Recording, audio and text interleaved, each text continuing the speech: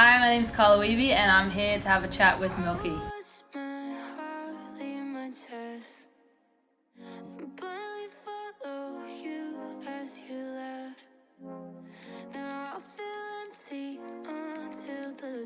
So basically, my musical journey began when I was 3. I played the violin for 10 years when I was 3, and I absolutely hated it the whole time. I actually had no interest in music at that age, and growing up through high school, no interest in music until my brother started singing, and my parents tried to get me into it. And because I was very into sport at that age, I thought it would be very lame for me to start singing. I was like, I'm not going to be caught dead singing. There's no way. Turns out there is a way. I just tried it eventually just to kind of get them off my back, and I ended up loving it, and yeah, started writing music and teaching myself some instruments and started teaching myself how to produce music, and yeah, here we are.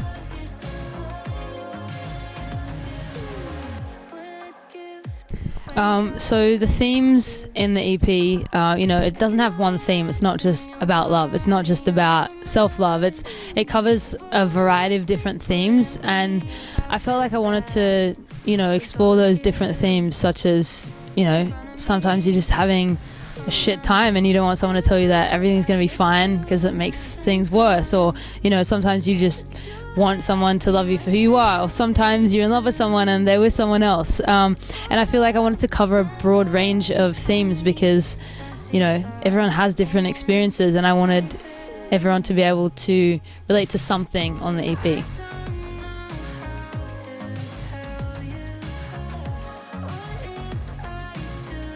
I guess the hardest part of writing something that is so personal is that you're exposing yourself, and because songs are so personal, everyone's going to know that obviously I have social anxiety, it's one of the first lines in the song, so people know that, and I had to be okay with people knowing that because no one really knew that before. So I guess it's about just kind of accepting your own flaws, and I felt like if I was open about that, then maybe other people would find it easier. I think that was the hardest part, because I was like, it's probably the most personal song that I've written, just because I never really spoke about mental health much, or never really gave it that much importance, because growing up fortunately I never really had to deal with any really bad mental health issues.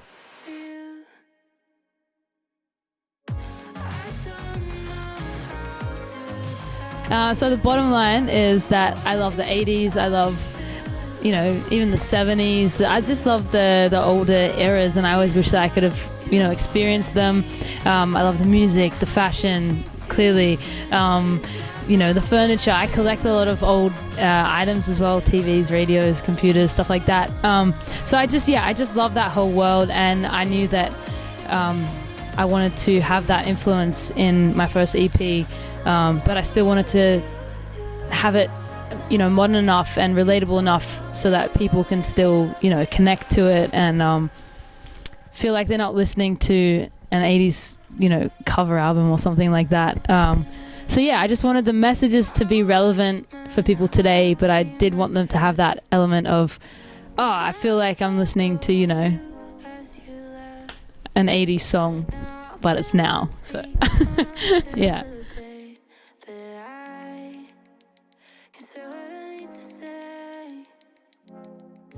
Boy is absolutely amazing. He's an absolute dream to work with. He's actually managed by my manager as well, so that's how it kind of came to be. He put us in a session, and just immediately I just loved him. The way he works, I feel like we not necessarily see eye to eye on everything, but he understands the things that I can't explain. So I feel like we really complement each other, and I'm definitely going to be working more with him for the next body of work that I do.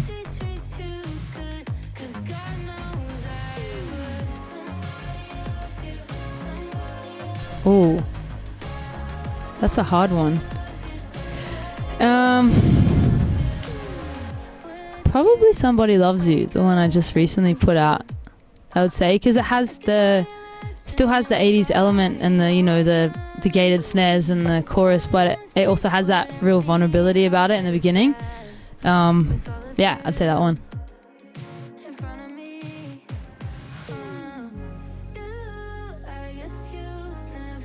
I really, really enjoyed stepping, onto the other side of the camera and just being able to explore my creative ideas a little more. I think it helps because moving forward, I also know how to, explain what I want more. Yeah, I think the advantages of having the complete creative control are obviously, you get to guarantee that your ideas are used. It's also just really fun to be on that side of things. I learned so much shooting it and directing it. I had a really good team with me who actually also helped me with the Somebody Loves You video that's coming out soon once I edit it. But yeah, I just think it helps you to develop yourself as a whole artist, just being involved in every aspect. And yeah, it's just super fun.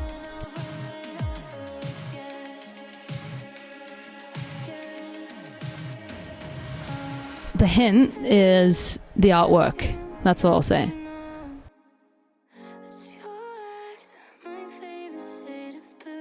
When I write with people, it's a pretty similar, I guess, experience. So we'll usually just start playing some chords and then I'll start singing melody. I'm a massive melody person, so I'm just always trying to come up with melodies first. When I write by myself, it's usually I'll be in the middle of dinner and then like an idea comes to me and I'm like, shit, gotta get to my phone and like record the voice memo. And then I'll go into my little studio later on and just like find chords and just produce up a little idea so I don't forget it. And yeah, it's kind of different all the time.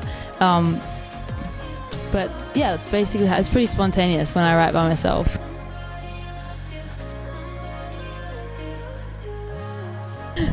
Well, a little bit ambitious, I will say, but I have a really good team around me. So we all, had numerous calls on how we're going to make it still feel like, people are immersed in it while having to, be seated and separate.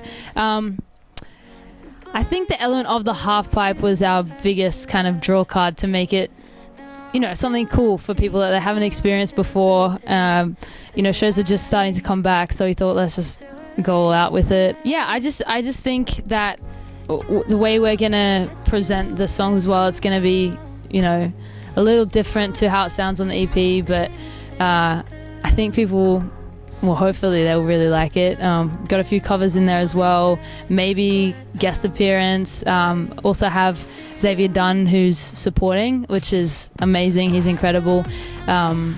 Work with him a lot too, actually. And yeah, so just trying to make really cool arrangements and trying to make it work in a half pipe. I don't know how it will go because never done that before. So yeah, see how it goes.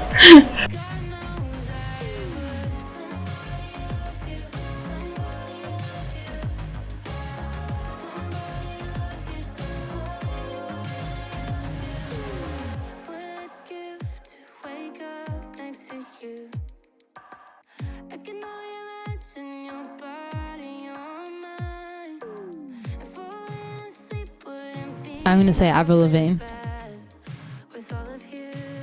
Currently, Astrid S. Probably. This is really embarrassing. Well, actually, you know what? No, I'm going to own it. It's Justin Bieber's album. Because when I first started singing, he started and I loved pop music and he was, pop. So I would say that his album had the most influence on me. Pirates of the Caribbean. Hannah Montana. Actually, Girls Aloud. And I went in Liverpool. It was their very last concert ever. They broke up that night, so I was really happy to see that. Yeah. Yeah, Hannah Montana.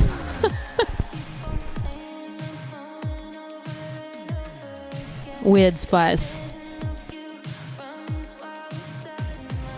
Billie Eilish. Seems like fun. Taylor Swift, I would say. Keep not caring about what people think and say no to plans that you don't want to agree to. After I sang for the first time in front of anyone at my school assembly thing, the feeling that I got after it was just, yeah, I just knew from then.